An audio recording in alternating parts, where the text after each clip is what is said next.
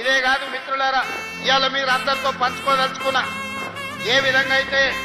తిరుమల తిరుపతి దేవస్థానం ఆధ్వర్యంలో పద్మావతి యూనివర్సిటీ ఉండి అక్కడ పిల్లలకు చదువులే కాదు, అక్కడ గోశాల పెట్టి గోవులకు సేవ చేయడమే కాదు, వివిధ అభివృద్ధి కార్యక్రమాలలో, సంక్షేమ కార్యక్రమాలలో, భక్తికి సంబంధించిన అంశాలలో తిరుమల తిరుపతి దేవస్థానం ఏ విధంగా విశిష్ట సేవలను అందిస్తుందో ఈనాడు మీ అందరి సమక్షంలో నేను సంతోషంగా ప్రకటించదలుచుకున్న యాదగిరి గుట్ట నరసింహస్వామి ఆధ్వర్యంలో యూనివర్సిటీ వరకు మీ మెడికల్ కాలేజీని, విద్యా సంస్థల్ని